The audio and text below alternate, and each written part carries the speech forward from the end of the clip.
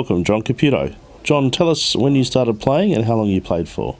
1976, 1978. Just went out training when I was 16, I was still at school, and just played a bit of B grade. Yeah. And when did you hang up the boots? I officially retired at 32, but then it dragged out another 6 years because we needed a bit of backup here and there. So I probably got chaired off about 3 times once at South Coast United. So, don't know really. Don't know. Tell us some of the best players you played with over this time. No, I was playing B grade when Roy was playing, so he was pretty good. But the lads that I remember, Colin Tursey, Spider, who else? Oh, John Duca in goals. They're probably the main local ones that I can remember, yeah. Who were some of the hardest players you played against? Well, once I played a few games A grade, mostly B grade, but I played against the full back for Virtus, Brian Boyd. Very hard, yeah, very hard. He towered me up pretty much, which probably wasn't hard to do. Who were some of the more physical players you played against? Physically? Probably Tank Caputo actually for Virtus was very physical like that. There's probably a few from Whyalla, but I wouldn't be able to remember their names. But Tank was pretty solid. Couple of Hellas lads as well, but names escape me at the moment. What are some of your best memories from your playing days? Yeah, probably because I was mainly B grade. Few sit on the bench A grade. Probably when we won premierships. Really, that's normally how it goes.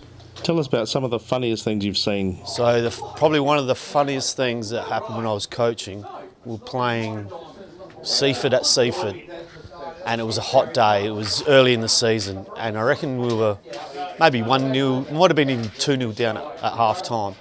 Went in, did the half time address.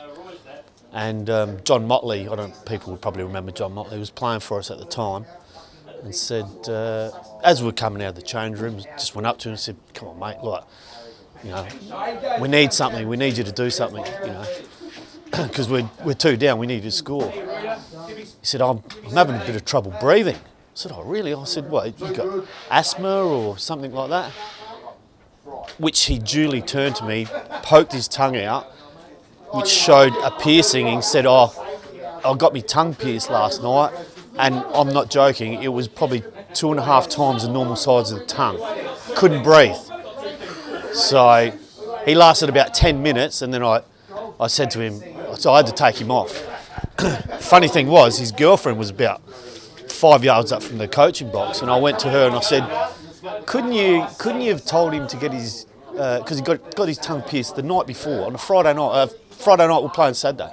So couldn't you get his tongue pierced like last week or Monday? Which she duly poked her tongue out and showed me her piercing as well.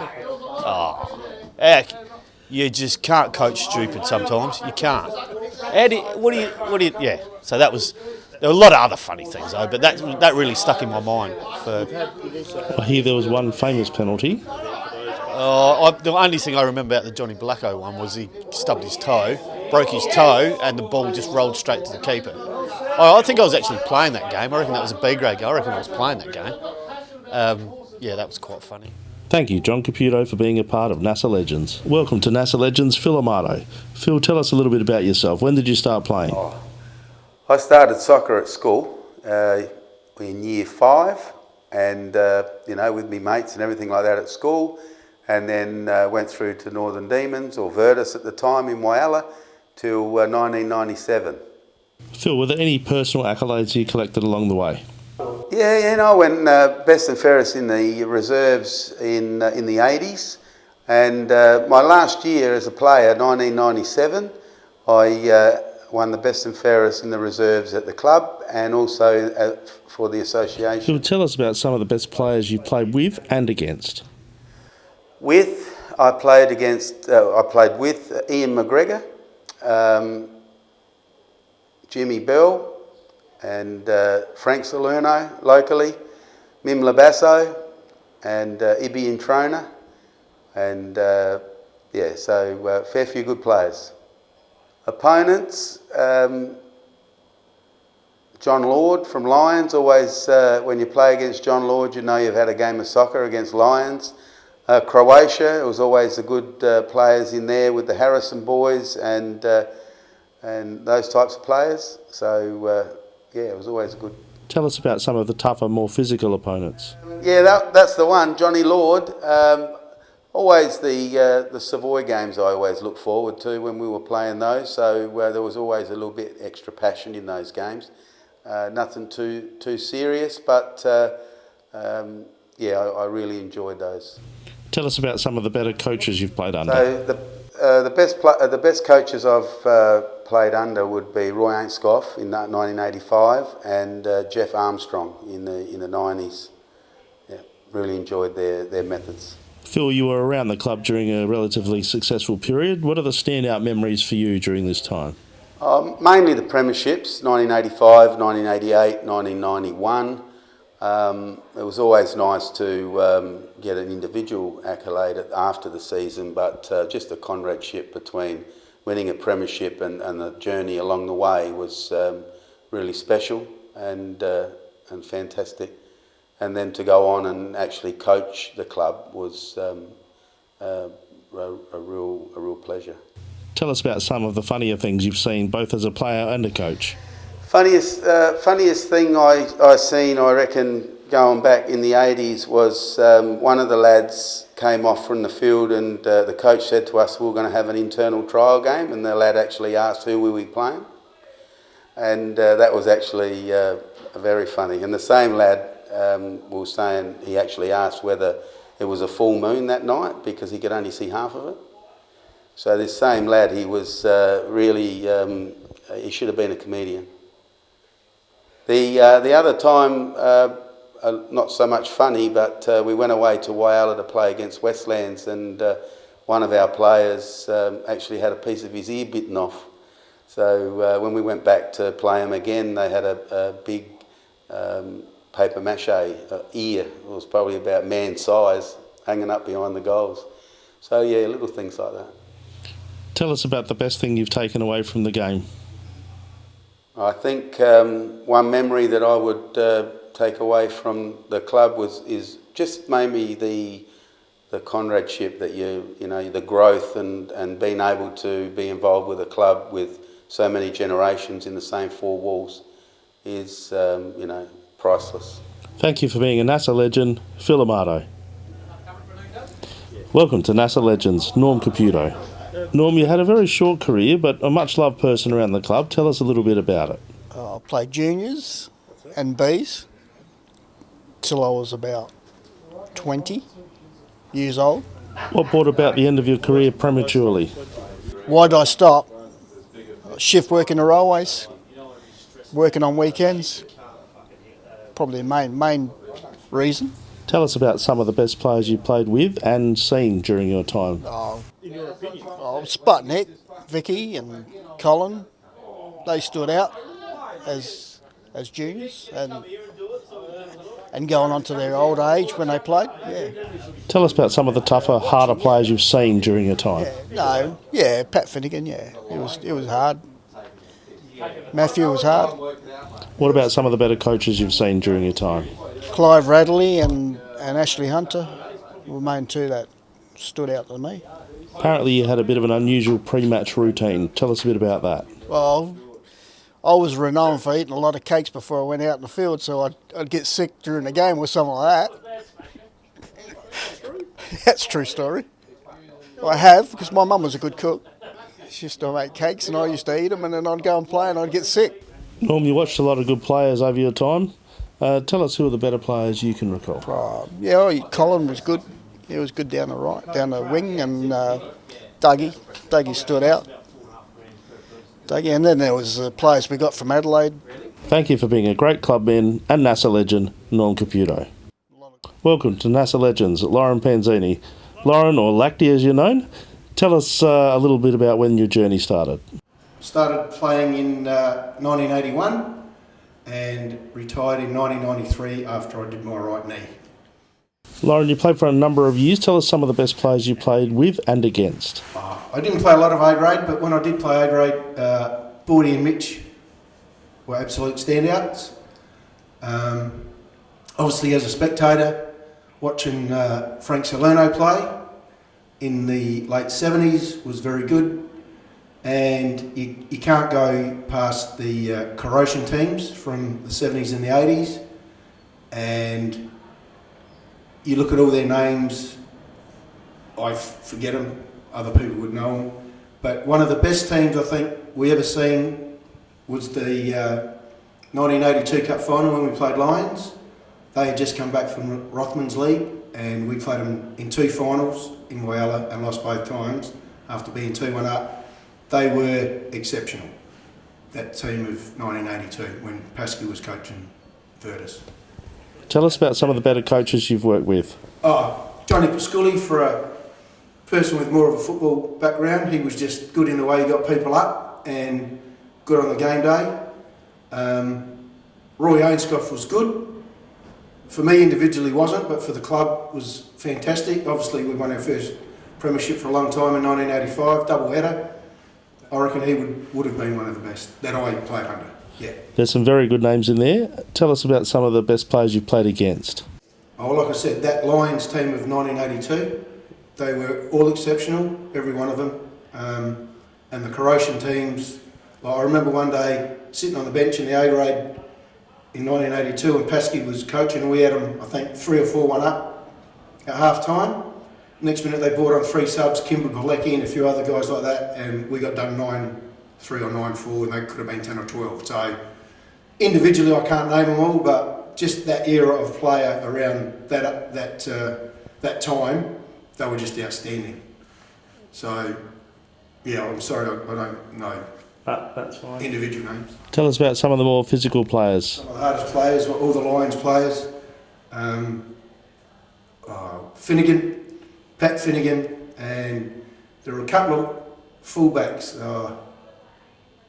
I forget his name. He was a left fullback. He was hard as freaking nails. I remember one day he just took Ibby out something chronic in one of the cup finals. Ronnie someone? No, I don't know. But Pat Finnegan was one of the hardest.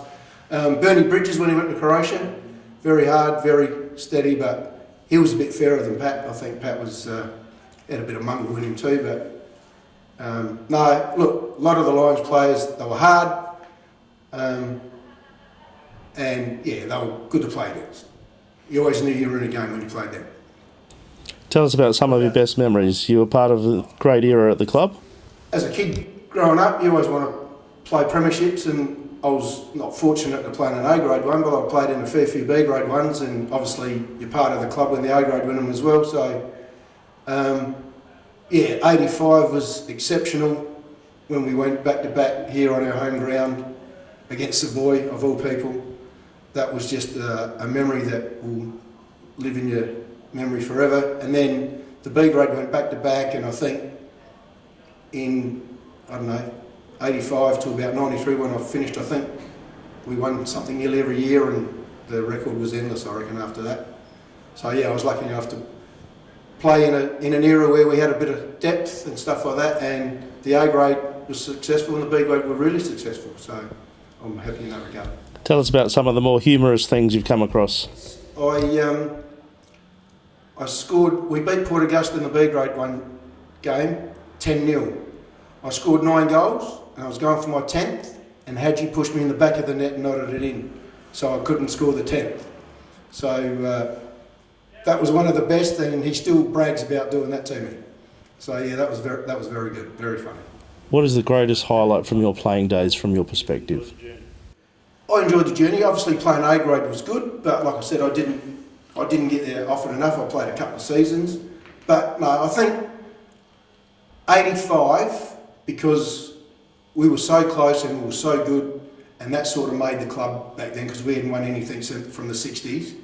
That was just so good, and the harmony that brought into the club after that was very good.